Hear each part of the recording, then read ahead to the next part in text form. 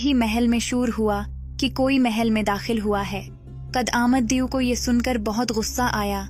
इससे पहले कि वो कुछ करता, वजीर दियो के सामने आ खड़ा हुआ और उसने दियो को कहा कि वो कोई नुकसान पहुंचाने नहीं आया, वो बस ये चाहता है कि उन परियों को आजाद कर दिया जाए। इसके बदले वो जो कुछ चाहता है ले ले।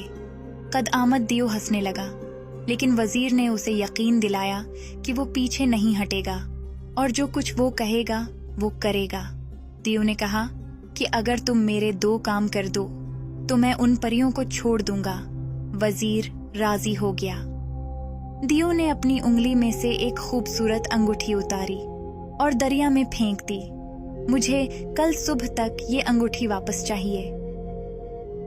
वजीर परेशान हुआ कि वो इतने बड़े दरिया में अंगूठी कैसे ढूंढेगा, और फिर उसे वो मछलियां याद आएं।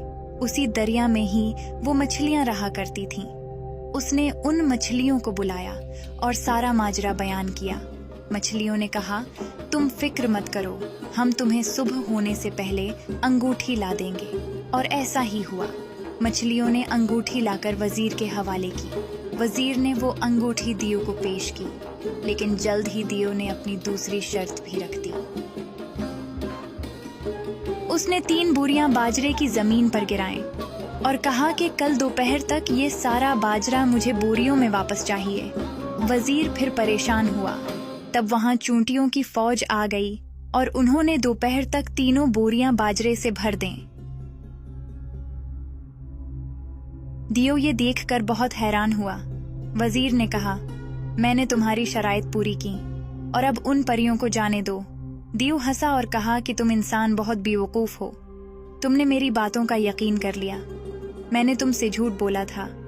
वजीर को दियो की बात सुनकर बहुत गुस्सा आया। उसने जल्दी से बोने की दी हुई चादर तानी और खंजर पकड़कर दियो की जानिब बढ़ा और उसके सीने में घूंप दिया।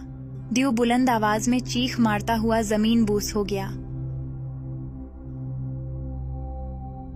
वजीर ने तहखाने में जाकर परियों को आजाद किया।